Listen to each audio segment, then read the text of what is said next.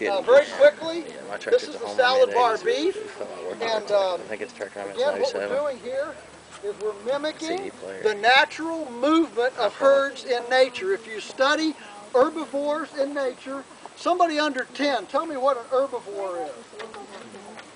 Who knows what an herbivore is? Somebody under 10, yes. Yeah, they eat only plants. All right.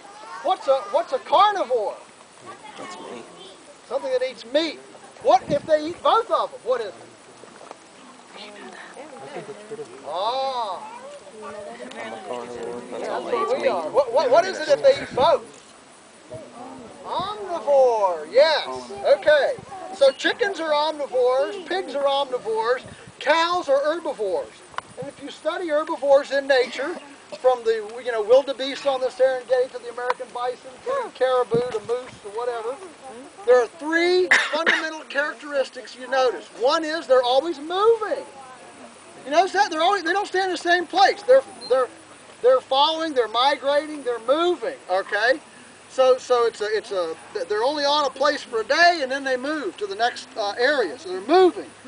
Second thing is they're mobbed up. They don't spread all out over a pasture. They're in a clump. Why would they be in a clump? Why wouldn't they just spread out?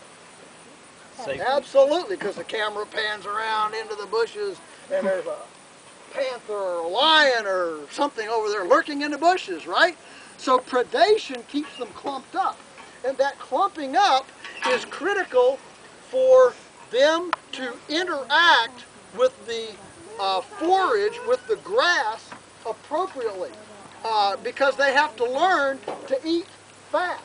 They're not into slow food, they're into fast food. You see, an herbivore does not metabolize anything that it eats. See, you and I, we can eat and our digestion is going on while we're eating. A cow cannot digest anything until she stops eating and begins to ruminate, to chew her cud. When she just eats this grass right here, right now, she can't do anything with that until she burps it back up, chews it, and then sends it down into another stomach. She's got 4 stomachs. Basically, a cow is a great big 4-legged portable sauerkraut vat. Okay?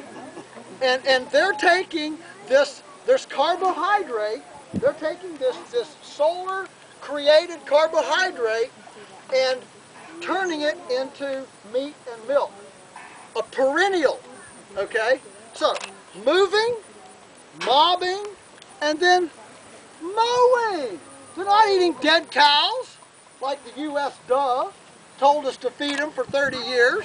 It took farmers like me out to state dinners to teach us this new scientific way of feeding cows. It's called, we cook dead cows and we grind them up and we feed them back to cows.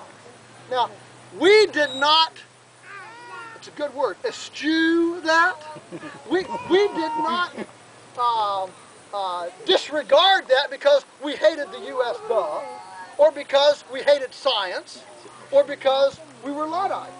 We did not do that because we knew there is no pattern in nature in which an herbivore eats carrion. Simple as that. That's why it's important to get our philosophy right, because our philosophy is what protects us from the amoral creativity of the scientific community. And when I speak at colleges, the liberal arts professors right there stand up and go, "Yay!" Because you see, science is not objective. You know, we humans, we're pretty creative.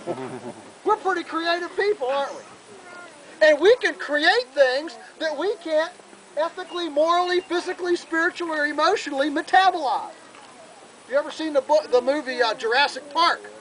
You know, and the euphoric scientist is dancing, you know, wow, look what I did, you know. Of course, he's got these raptors, you know, and they're eating people and cars and, you know, getting ready to destroy civilization as we know it.